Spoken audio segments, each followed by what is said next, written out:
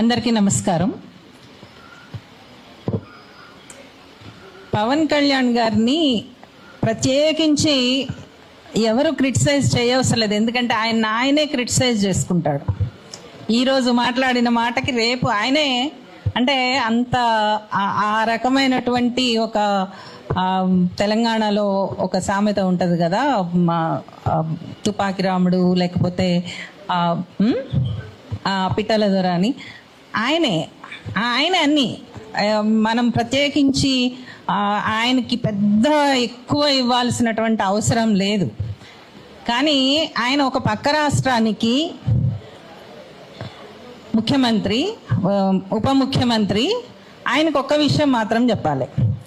తెలంగాణ ఉద్యమం జరిగినప్పుడు ఇదే ప్రెస్ క్లబ్లో ఆంధ్ర తెలంగాణ ప్రజల మధ్య ఒక డైలాగ్ని నేను ప్రిసైడ్ చేసినటువంటి ప్రెస్ క్లబ్లో జరిగింది. పొత్తూరి వెంకటేశ్వరరావు గారు వచ్చారు, ఇంజనీర్ హనుమంతరావు గారు వచ్చారు. అంటే ఎంతోమంది విజ్ఞులైనటువంటి వాళ్ళు వచ్చారు, ప్రజలు వచ్చారు, అటు ప్రజలు వచ్చారు, ఇటు ప్రజలు వచ్చారు, మాట్లాడారు. ఒక డైలాగ్ నడిచింది. ఇది తెలంగాణ ఉద్యమం జరుగుతున్నప్పుడు. 12 ఏళ్ళు అయిన తర్వాత ఈరోజు ఈ రకమైనటువంటి ఒక దూకుడుతనంతో, అది దూకుడు అనాలా లేకపోతే ఎచ్చిడితనం అనాలా మనమే వదిలేద్దాం. కానీ రావడం వెనకాల జరుగుతున్నటువంటి పరిణామాలేంటి, ఏ విషయాన్ని కప్పిపెట్టడానికి ఇలాంటి శక్తులు వస్తున్నాయి. పైగా ఒక మామూలు రాజకీయ నాయకుడు వస్తే మనం పెద్ద పట్టించుకోవాల్సిన అవసరం లేదు. కానీ అధికారంలో ఉన్నటువంటి ఒక ఉప ముఖ్యమంత్రి స్థానంలో ఉన్న వ్యక్తి వస్తే గనక ఖచ్చితంగా అది సీరియస్నెస్ ఉంటుంది. ఆయనకు ఒకటే ఒక విషయం చెప్పాలి. ఏంటంటే, మొట్టమొదట మీరు రాజకీయాలు, రాజ్యాంగం దీని గురించి తెలుసుకోండి. రాజకీయాలంటే వ్యతిరేకమైనటువంటి అర్థం కాదు. రాజకీయ వ్యవస్థ లేకపోతేనే మనం ఎవరం లేం. రాజకీయ వ్యవస్థ మనకు ఉండాలి. రాజకీయ పార్టీలు వేరు, రాజకీయ వ్యవస్థ వేరు, రాజకీయ ప్రశ్నలు వేరు. ఈ రాజకీయ వ్యవస్థ గురించి పవన్ కళ్యాణ్ గారు నేర్చుకోవాలి. మీరు 1,00,000 పుస్తకాలు చదివారా నాకు తెలియదు. 1,00,000 పుస్తకాలు చదవగలిగిన వ్యక్తి ఎవరు ఉండరు. కానీ మీరేం చదివారు, మీరేం నేర్చుకున్నారు అనేటటువంటిది ఊరికినే 4 పదాలు చెప్తే కుదరదు. ఆయన తర్వాత ఒక రాజకీయ పార్టీని ఎట్లా నడపాలి, ఒక సినిమా యాక్టర్గా ఉన్నటువంటి వ్యక్తి, నీకొక ఇన్ఫ్లుయెన్స్ ఉంది, నిన్ను ఆదరించారు, ఫైన్. నీ సినిమాలు మాకు నచ్చాయా లేదా వేరే విషయం. కానీ నువ్వు సినిమాల్లో ఒక నాయకుడుగా వచ్చావు, నీకంటూ ఒక పేరు తెచ్చుకున్నావు, ఫైన్. ఎవ్వరం కూడా దాన్ని మనం కాదనాల్సిన అవసరం లేదు. కానీ నువ్వు ఒక సినిమా యాక్టర్ నుంచి నువ్వు ఒక రాజకీయ నాయకుడుగా, అంటే ఒక పుష్కర కాలం పాటు నువ్వు రాజకీయాల్లోకి వచ్చి నువ్వు నేర్చుకున్నటువంటి విషయం ఏంటి? నువ్వు అన్నందుకు మళ్ళీ ఆయన ఫీల్ అవుతారేమో. మీరు నేర్చుకున్నటువంటి విషయం ఏంటి? పవన్ కళ్యాణ్ గారు, మీరు నేర్చుకున్నటువంటి రాజకీయం ఏంటి? రాజకీయం అంటే అటు ఇటు తంపులు పెట్టడం కాదు. మీరు ఏం నేర్చుకున్నారు అసలు? ఒక రాజకీయ విలువని ఏం నేర్చుకున్నారో ఒక్కటి చెప్పండి. రాజకీయ విలువలో మనకు కనిపించేదే రాజకీయం కాదు. డిప్లొమాటిక్ రిలేషన్షిప్స్ అని అంటారు. అంటే పక్క రాజ్యానికి, ఇంకొక రాష్ట్రానికి, లేకపోతే ఇంకో దేశానికి మధ్య ఉండేటటువంటి డిప్లొమాటిక్ రిలేషన్షిప్స్ అంటారు. అంటే ఆ సంబంధ బాంధవ్యాలని గౌరవప్రదంగా చూడడం అనేటటువంటిది. మీకు తెలుసో తెలియదో, మీ పక్కింట్లో గనక ఎవరన్నా చనిపోతే, నేను ఆంధ్రాలోనే పుట్టానండి. నేను చిన్నప్పటి నుంచి చూసినటువంటి ఆంధ్ర రిప్రజెంటేషన్ పవన్ కళ్యాణ్ కాదు. ఆంధ్ర రిప్రజెంటేషన్ వేరే ఉంది. ఆంధ్ర రాజకీయాల నుంచి నేర్చుకోవాల్సినటువంటి ఎంతో మంది వ్యక్తులు ఉన్నారు మనకి. పక్కింట్లో ఏ కులములో ఉన్న వాళ్ళైనా చనిపోతే, లేకపోతే వాళ్ళకు సంబంధించినటువంటి ఏదన్నా ఫంక్షన్ జరిగితే, చనిపోయినప్పుడు పక్కింట్లో కూడా అన్నం వండుకోరు. ఎందుకు? గౌరవప్రదంగా వాళ్ళని చనిపోయిన వ్యక్తిని, చనిపోయిన కుటుంబాన్ని గౌరవించి వాళ్ళకి తిరిగి అన్ని పెట్టేటటువంటి సంస్కృతి. అట్లానే ఊరిలో ఎవరికన్నా పెళ్ళి అయితే కొద్దో గొప్ప సహాయం చేసేటటువంటి సంస్కృతి ఉంటుంది.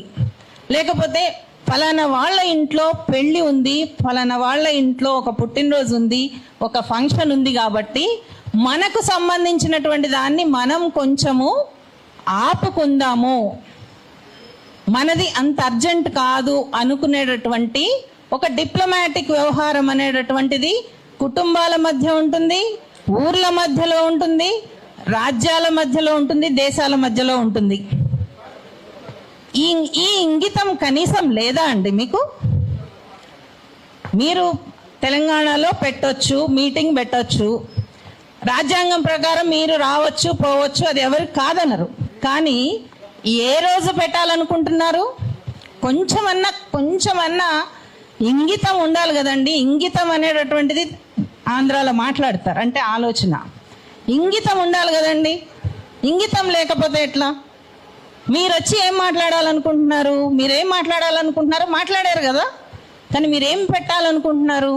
తెలంగాణ ఆవిర్భావ దినోత్సవం రోజున మీరు వచ్చి వెలగబెట్టేటటువంటి రాజకీయం ఏమున్నది ఇక్కడ? మీరు ఇంకొక నెల రోజులు ఆగితే మీరు చెప్పాలనుకుంటున్న విషయాలకు ఏమన్నా రాజకీయ శక్తి తగ్గిపోతుందా, లేకపోతే ప్రాముఖ్యత తగ్గిపోతుందా? ఆలోచించాలి కదా. మీరు ఒక రాజకీయ పార్టీ నాయకుడు అండి, మీరు సినిమా యాక్టర్ కాదు. మీరు ఇంకా సినిమా యాక్టర్ అనుకోకండి, మీరు రాజకీయ పార్టీ నాయకుడే. మిమ్మల్ని రాజకీయ పార్టీ నాయకుడిగా మేము గౌరవిస్తాం, ఖచ్చితంగా గౌరవిస్తాం. కానీ మీరు మాట్లాడే ప్రతి ఒక్క మాటని కూడా చీల్చి చెండాడేటటువంటి హక్కు ప్రతి ఒక్కళ్ళకి ఉంటుంది. రాజకీయాల్లోకి వచ్చిన తర్వాత ప్రతి ఒక్క విషయాన్ని కూడా మాట్లాడి విమర్శించేటటువంటి హక్కు ప్రజలందరికీ ఉంటుంది. మీరు మాట్లాడే ప్రతి ఒక్క మాటకి కూడా విలువ ఉంటుందని గుర్తుపెట్టుకోండి. ఆ విలువ మీకు నచ్చితే కుదరదు, ఎదుటి వాళ్ళకి కూడా అది అంగీకారం అయితే అంగీకారం అని చెప్తారు, లేకపోతే విమర్శిస్తారు. విమర్శించడం అనేదే ప్రజాస్వామ్యంలో ముఖ్యం. ఇంత చిన్న లాజిక్ ఎట్లా మర్చిపోయారు మీరు? ఇది మీ సినిమా డైలాగ్ కదా, ఇట్లాంటివన్నీ సినిమాల్లోనే ఉంటాయి. ఇంత చిన్న లాజిక్ ఎట్లా మర్చిపోయారు? పక్క రాష్ట్రము ఆవిర్భావ దినోత్సవం రోజు మీరు ఇక్కడికి వచ్చి చేయాలనుకుంటున్నటువంటి విద్వేషం ఏంటి అనేది అందరికి అర్థమైంది కదా. పరువు తీసేశారు కదండి, ఆంధ్ర ప్రాంత ప్రజల పరువు తీసేశారు కదా. ఒక ఉప ముఖ్యమంత్రి స్థాయిలో ఉండి ప్రజలని తక్కువ చేయటం ఏంటండి? తెలంగాణ ప్రజలైనా ఆంధ్ర ప్రజలైనా కావడి కుండలు అని చెప్పి ప్రకటించినటువంటి నేల ఇది. ఆంధ్ర రచయితలు తెలంగాణ రచయితలు కలిపి రాసినటువంటి నేల. మేము కావడి కుండలుగా ఉంటాము, ప్రాంతాలుగా విడిపోయినా కానీ ప్రజలుగా కలిసి ఉంటామన్నటువంటి నినాదం వచ్చినటువంటి ఉద్యమం అండి తెలంగాణ ఉద్యమము. గౌరవించాలి కదా. ఎందుకు గౌరవించరు? మీకు ఆ మాత్రం తెలీదా? ఒక రాజకీయ నాయకుడుగా పక్క రాష్ట్రాన్ని గౌరవించాలనేటటువంటిది లేదా? నిజానికి మీరు చేయవలసిందేంటి? తెలంగాణ రాష్ట్ర ఆవిర్భావ శుభాకాంక్షలు చెప్పాలి. మీకు ఎన్ని విమర్శలైనా ఉండనివ్వండి, తెలంగాణ మీద ఎన్ని రకాలైన విమర్శలైనా ఉండనివ్వండి, కానీ ఒక రాష్ట్రానికి ఉప ముఖ్యమంత్రిగా మీరు చేయవలసినటువంటి పని, నిజానికి మీరు ఆవిర్భావ శుభాకాంక్షలు చెప్పుంటే గనక మీ పార్టీకి ఇక్కడ వెల్కమ్ చెప్పుండేవాళ్ళు. అది వాళ్ళు ఇక్కడ ఉండేటటువంటి వాళ్ళ ఇష్టము. కానీ మీరేం చేశారు? శుభాకాంక్షలు చెప్పలేదు, మీరు అశుభం పలికారు. మీరు ఇక్కడ వాళ్ళకి దేశభక్తి లేదన్నారు, జనగణమన పాడరన్నారు, వందే మాతరం ఇవన్నీ కూడా 40-50 ఏళ్ల నుంచి వింటున్నామండి.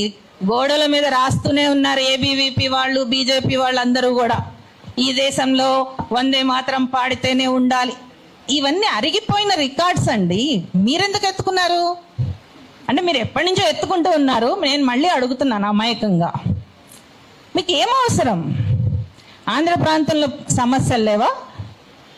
అసలు ఒక పరిపాలకులుగా చేయాల్సినటువంటి పని చాలా ఉంటుంది. అక్కడ చెయ్యండి, ఇక్కడ కూడా చేయండి వచ్చి. కానీ ఏం చేయాలి? అసలు మీ కార్యాచరణ ఏంటి? ఆంధ్రప్రదేశ్లో మీ కార్యాచరణ ఏంటి? ఆంధ్రప్రదేశ్లో సమస్యల మీద మీ కార్యాచరణ ఏంటి? మీ విషయాల మీద, వైద్యం మీద మీ కార్యాచరణ ఏంటి? విద్య మీద మీ కార్యాచరణ ఏంటి? అక్కడ ఉన్నటువంటి వ్యవసాయ విధానం మీద మీ కార్యాచరణ ఏంటి? అక్కడ స్త్రీల మీద అత్యాచారాలు జరుగుతున్నాయి, మీ కార్యాచరణ ఏంటి? ఎలా తగ్గిస్తారు? ఏం చేస్తే తగ్గుతుంది?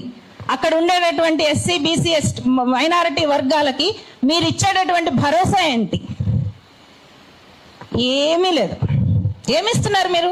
భరోసా ఇవ్వాలి కదా. మీరు భరోసా ఇచ్చుంటే ఇక్కడికి ఒక ఇస్త్రీ పెట్టి తీసుకుని ఎందుకు వస్తారండి? లేకపోతే ఒక కూరగాయలు అమ్ముకోవడానికి ఎందుకు వస్తారు?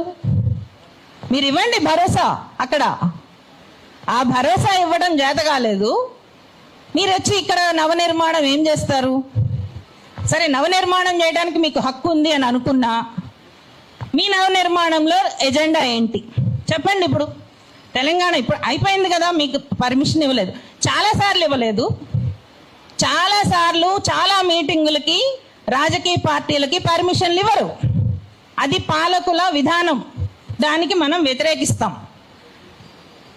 నెల రోజుల పాటు సంవత్సరం పాటు ధర్నా చౌక్ను మూయిస్తే, నెల రోజుల పాటు ఉద్యమం చేస్తే అది తీయించగలిగాం. ఈరోజు ధర్నా చౌక్లో వచ్చి మీటింగులు పెట్టుకుంటున్నారంటే ఊరికనే రాలేదు, అడ్డం పడ్డాం, ప్రాణాలకు తెగించి అడ్డం పడ్డాం అందరం కూడా. కానీ మీ కార్యాచరణ ఏంటి చెప్పండి? మీ నవనిర్మాణంలో ఈరోజు అడగవలసింది పృథ్వీ, మీ నవనిర్మాణంలో, నువ్వు చెప్తున్నటువంటి నవనిర్మాణంలో నీ కార్యాచరణ ఏంటి? అలా అనడం వలన జరిగే నష్టం వేరే ఉంటుంది లలిత. ఎందుకు అనంటే ఈ క్షణానికి మనకి ఆవేశం రావచ్చు, కానీ రాజకీయాన్ని రాజకీయంతోనే ఎదుర్కోవాలి. నీ రాజకీయ సైద్ధాంతికత ఏంటి, నీ డొల్లతనం ఏంటి అనేది నువ్వే బయట పెట్టుకోవాలి. అరే, నువ్వు తెలుగు సినిమా ఇండస్ట్రీలో ఆడపిల్లలు వచ్చి మా మీద ఇంత అన్యాయం జరుగుతోంది అని మాట్లాడుతూ ఉంటే, ఎవరో ఒక అమ్మాయి నిన్నేదో అన్నది అని చెప్పి ఎగేసుకుంటూ వెళ్ళిపోయి మొత్తము కార్లు వేసుకుని వెళ్ళిపోయి ఛాంబర్ని పగలగొట్టి ఏదేదో చేసావు కదా, ఒక అమ్మాయి అన్నది అని చెప్పి అంటారు. కానీ ఆ ఇండస్ట్రీలో జరిగినటువంటి వాటి మీద మీరు ఎందుకు బాధ్యత తీసుకోరు? జరగాల్సింది ఇట్లా జరగాలి, ఆడపిల్లల మీద అన్యాయం జరగకూడదు అని చెప్పి కదా మీరు చెప్పాల్సింది. మాట్లాడుతున్నటువంటి వాళ్ళ మీద మీ సైన్యం చేసినటువంటి ట్రోలింగ్ ఉన్నది చూసారా, వాళ్ళకి కనీసం ఒక మాట చెప్పలేకపోయారు మీరు. అరే, ఆడవాళ్ళని అనకండిరా, ఆడవాళ్ళని అనడం వలన అది అమర్యాద అవుతుంది, మన సంస్కృతి కాదది. ఆ స్త్రీలను గౌరవించాలి, లేకపోతే వాళ్ళని మాట్లాడనివ్వాలి అని చెప్పి అనలేకపోయారు కదా. వాళ్ళని అంత అసభ్యంగా తిట్టకండి అని చెప్పి మీ సైనికులకి చెప్పలేకపోయారు కదా. అదే ఇప్పటికీ కొనసాగుతోంది కదా. ఏమనుకుంటున్నారు మీరు? ఇంతకాలము అయిపోయారు మహిళా కార్యకర్తలు, సామాజిక కార్యకర్తలు. సజయ్ అయిపోయింది, సంధ్య అయిపోయింది, దేవి అయిపోయింది. మీరు మిమ్మల్ని పెంచి పోషిస్తున్నటువంటి ఢిల్లీ నుంచి మీకు అందుతున్నాయి కదా, వాళ్ళందరూ అయిపోయారు తిట్టడం అన్ని. ఇప్పుడు మీరు మొదలు పెట్టారు. అండ్ ఇప్పుడు ఆడవాళ్ళందరూ అయిపోయారు కదా, ఇప్పుడు పృథ్వీ లాంటి వాళ్ళ ఫోన్ నెంబర్లు వేస్తారు. మా ఫోన్ నెంబర్లు ఎప్పుడో పబ్లిక్ అయిపోయినాయి, ఎప్పుడో అయిపోయినాయి. మేము చాలా సార్లు, కొన్ని వందల సార్లు రేప్ చేయించుకున్నాం. గుర్తుపెట్టుకోండిరా, మీ తల్లికైనా మాకైనా ఉండేది ఒకటే రకమైనటువంటి అవయవం, దానికి తేడాలు ఏం లేవు. నువ్వెలా పుట్టావో నేను అలానే పుట్టుంటాను. సృష్టి కార్యం ఒకలానే జరుగుతుంది, వేరే రకంగా జరగదు. పచ్చిగా మాట్లాడితే బూతులు అవుతాయి అవి, దానికి ఒక సంస్కారం ఉంటుంది. అంతేగాని మాటలు వచ్చు కదా అని చెప్పి ఇష్టం వచ్చినట్టు మాట్లాడితే ఏం నేర్పిస్తున్నావు నువ్వు? ఏం నేర్పిస్తున్నావు నీ సైన్యానికి, నీ ఫాలోవర్స్కి ఏం నేర్పిస్తున్నావు? నిన్నగాక మొన్న సీరియల్స్లో వేసుకునేటటువంటి వాళ్ళు కూడా వచ్చి మాట్లాడుతున్నారు కదా, ఏం నేర్పిస్తున్నావు ఒక్కొక్కళ్ళకి? ఇది కాదు అని చెప్పి ఎందుకు చెప్పలేకపోతున్నావు ఒక రాజకీయ నాయకుడిలాగా? నువ్వు ఇంకా సినిమా హీరోలాగానే ఉండి చేస్తానంటే కుదరదు. మారు. రాజకీయ నాయకుడిగా మారు, రాజకీయాన్ని కూడా నేర్చుకో, రాజకీయ అర్థాలను తెలుసుకో, డిక్షనరీలు వెతుకు, రాజకీయ విధానం అంటే ఏంటో తెలుసుకో, డిప్లొమాటిక్ రిలేషన్షిప్స్ అంటే ఏంటో నేర్చుకో. నువ్వెక్కడ ఏ రాష్ట్రంలోకైనా వెళ్ళి నీ పార్టీని ప్రచారం చేసుకో, కానీ అది గౌరవప్రదంగా చేసుకో. ఎవరు కాదనరు. కానీ ఈరోజు నీ సైన్యం, జన సైన్యం అని పేరు పెట్టుకున్నావు కదా, ఆ జన సైన్యం మాట్లాడుతున్నటువంటి మాటలు మీరెవ్వర్రా అసలు? మా వెన్నెలను అనటానికి ఎవరు మీరు? మా గద్దరన్న బిడ్డను అనటానికి మీకెంత ధైర్యం? అసలు DNA టెస్ట్ చేస్తానంటాడా ఒకడు వెన్నెలకి? ఏం మాట్లాడుతున్నావురా నువ్వు? నీకు అసలు తెలుసా అసలు ఏం మాట్లాడుతున్నావో? అట్లాంటి వాళ్ళకి జ్ఞానం ఇవ్వు, కొంచెం చెప్పు, బుద్ధి చెప్పు. అన్నలాగా చెప్తావో, తండ్రిలాగా చెప్తావో, లేకపోతే ఇంకే రకంగా చెప్పుకుంటావో, అలా మాట్లాడకూడదని చెప్పు. చెప్పలేకపోతే గనక అన్నీ కట్టబెట్టుకుని గోదావరిలో కలుపుకుంటావో ఏం చేస్తావో అది మీ ఇష్టం. కానీ ఇది కాదు. మన దేశానికి ఒక సంస్కృతి ఉంది, ఒక పోరాట సంస్కృతి ఉంది. అది భారత స్వతంత్ర పోరాటం కావచ్చు, లేకపోతే తెలంగాణ సాయుధ పోరాటం కావచ్చు, ఇంకా ఏదైనా కావచ్చు. పౌర హక్కుల సమాజం ఒకటి ఉంది, మానవ హక్కుల కోసం పనిచేస్తున్న సమాజం ఉన్నది, విలువల కోసం పనిచేస్తున్న సమాజం ఉన్నది. ఈరోజు దాదాపు 40 ఏళ్ల యాక్టివిజంతో మాలాంటి వాళ్ళందరం కలిసి కృషి చేసి తీసుకొచ్చినటువంటి చట్టాలు ఉన్నాయి. ఈరోజు నిర్భయ చట్టం కావచ్చు, దిశ చట్టం కావచ్చు, ఏవైనా కావచ్చు, మా రక్తం, మేం చేసినటువంటి కృషి అదంతా కూడా. దాన్నన్నిటినీ నువ్వు ఇష్టం వచ్చినట్టు తుంగలోకి తొక్కి నువ్వు నేర్పిస్తున్నది ఏంటి? నీ పిల్ల సైన్యానికి బూతులు నేర్పిస్తున్నావు. జాలేస్తుంది. అంటే వెనకాల వెళుతున్నటువంటి వాళ్ళకి ఈ భవిష్యత్ ఏమవుతుంది? వీళ్ళందరికీ కూడా అసలు భవిష్యత్ అనేది ఉన్నదా? బూతులు మాట్లాడితే ఉద్యోగాలు ఇచ్చేటటువంటి ఎక్కడన్నా ఉన్నదా? చదువుకోవాలి.